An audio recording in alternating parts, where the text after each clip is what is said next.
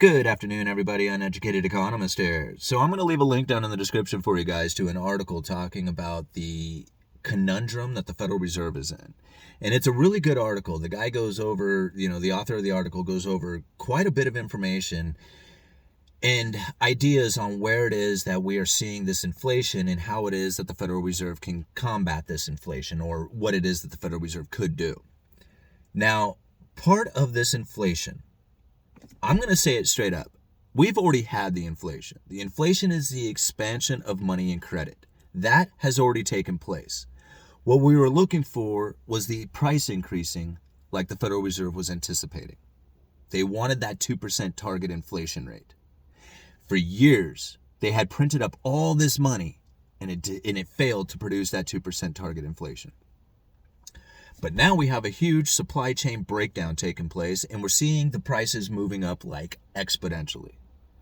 Everybody wants to point at the Federal Reserve and say it's the monetary policy coming from the Federal Reserve. Look at all the money printing and look at the prices go up, hand in hand. Don't need to even look anywhere else. This is it. But if you go and you look at lumber, we saw a huge supply chain breakdown. Mills depleted their inventory, shut down production. People were stuck at home. They ran out, bought a bunch of lumber because they wanted to improve their surroundings, build new decks and fences, and remodel their garages. People bought a lot of lumber. At the same time, there was a huge inventory depletion taking place. What happened to the prices? They went through the roof.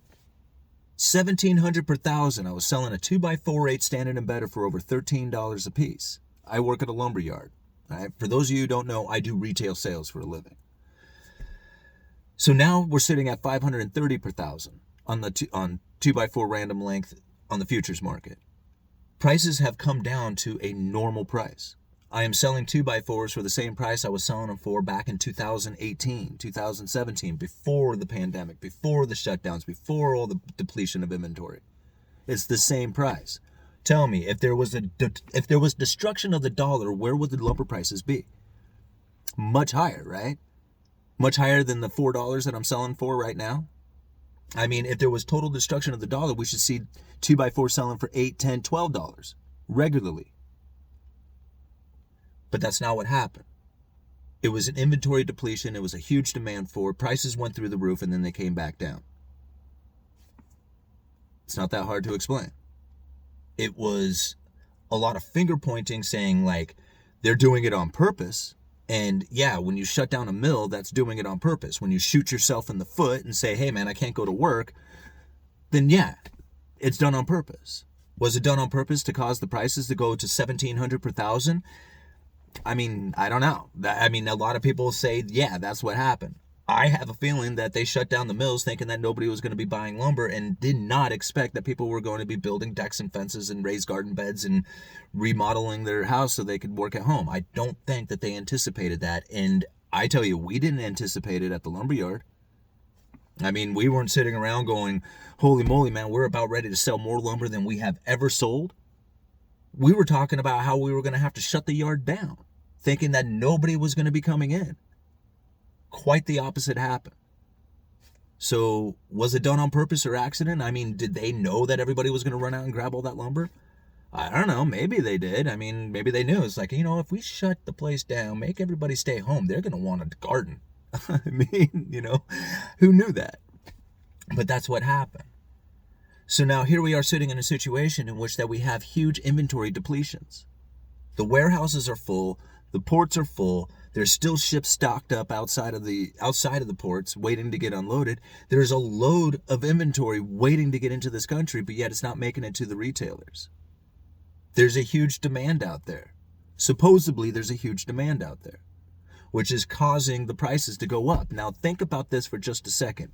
Huge, overwhelming demand. Go and look at that article. There is a graph in that article. He has 4 or 5 graphs in there. One of them shows a spike in demand that is just overwhelming. It's a bigger spike in demand than has occurred over the last 50 years. Now, I have a tendency to believe that this is false demand. And you think about it, you have a supply crunch and a huge demand. What happens to prices? They go up. But what if that demand is false? What if it isn't really as big as they say it is? What if they're misinterpreting what it is that has taken place? Think about this for just a second. There is millions of items, billions of items out there that stores would transfer through their, on a weekly basis. They would sell 2 or 3 a week. They would bring in 2 or 3 a week. No problem, right? Just-in-time delivery. Everything worked out swimmingly. But now we have an issue where you may or may not get that item. And if you don't have it, you can't sell it. And if you don't have it, you can't build your product. So what do? You order more than what you normally do. See, we had a just-in-time delivery that doesn't work anymore. So now we need to start stocking up. You see? There's not any more selling taking place. In fact, there's probably even less selling taking place because a lot of times you don't have the item on hand at the time that they need it. So what ends up happening is, instead of waiting on this just-in-time delivery, stores are starting to stock up. Now, for example, I experienced that just today. Normally, we have a particular trim, right? It's a 5/4 by 4 exterior primed finger jointed cedar trim. It's a very simple product. Everybody stocks this. Problem is that everybody's wanting this stuff. And the availability is very limited, meaning they can only produce so much of it. And everybody keeps asking for more and more of this stuff. We ask for 20 pieces, and we sell 20 pieces like that. So we ask for 40 pieces, and they say, well, sorry, we can only really send you maybe 30 pieces because we got to make sure that everybody has plenty to sell. You know, you can't not sell everything to one customer. You get allocations.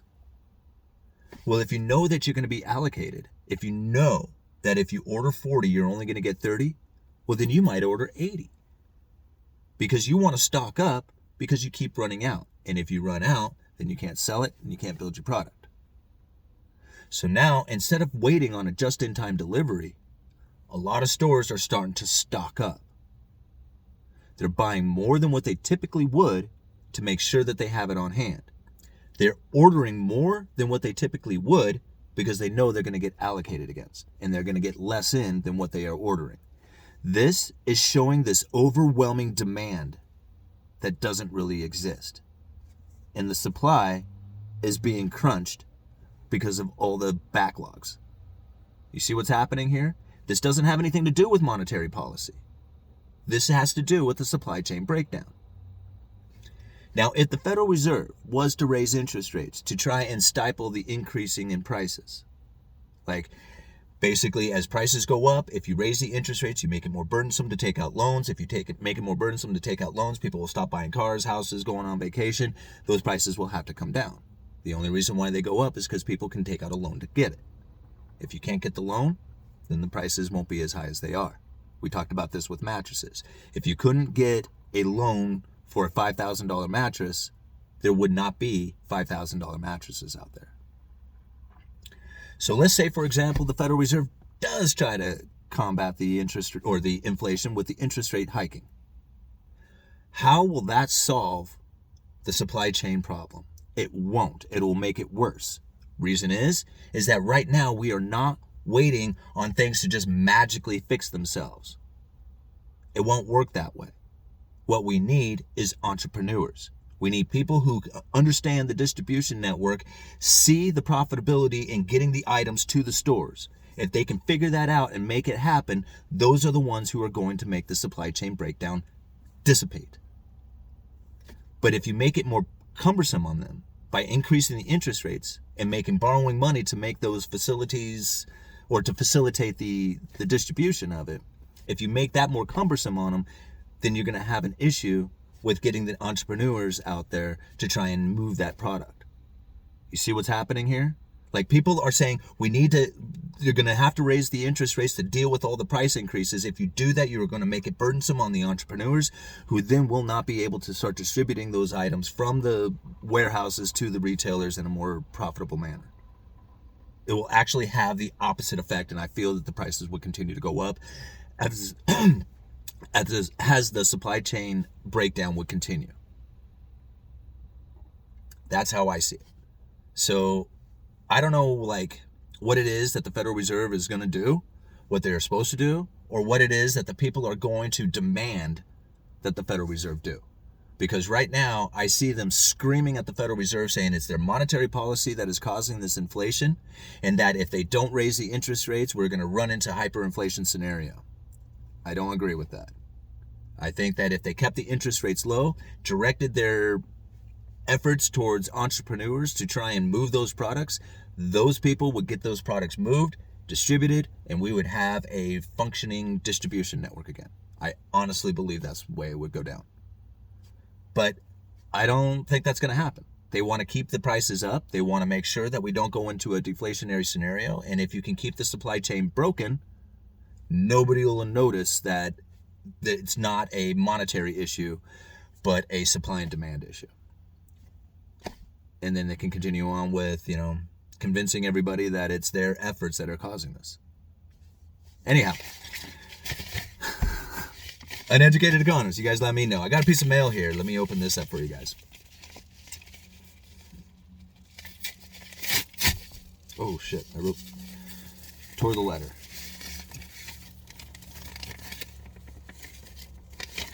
Oh, wow. Right on.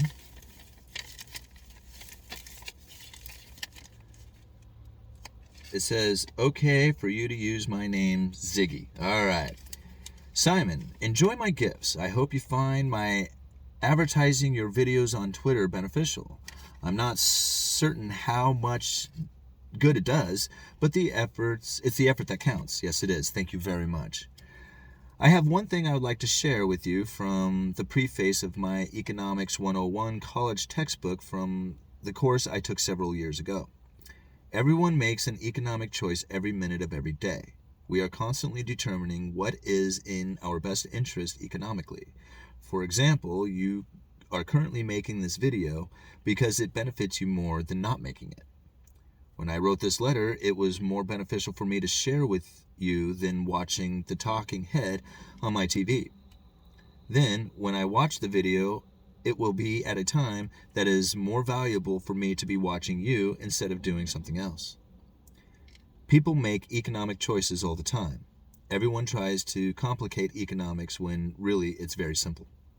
Anyway, I hope you find this beneficial. I have. Ziggy. Thank you, Ziggy, man. That is very, very cool of you to send me... What does this say? It says to send me a $20 bill in the letter. I really appreciate that. But then, what does this say? It says, try to spend this. Lots of laughs. Let's take a look. It's a silver bullion, but let's see which one he sent me here. For your information, this is a novelty. It has no intrinsic value, but it is fun to use to mess with people. Oh, okay, so it's just a token. Oh, cool. It's a Bitcoin token. Right on. Thank you so much. I really appreciate that. That is very cool. Somebody else had sent me a Bitcoin token very similar to this. Thanks, man. I really appreciate it. That's really cool of you. And the $20. I really appreciate it, man. You guys are very awesome. You treat me really well. And get money out of politics. Right on.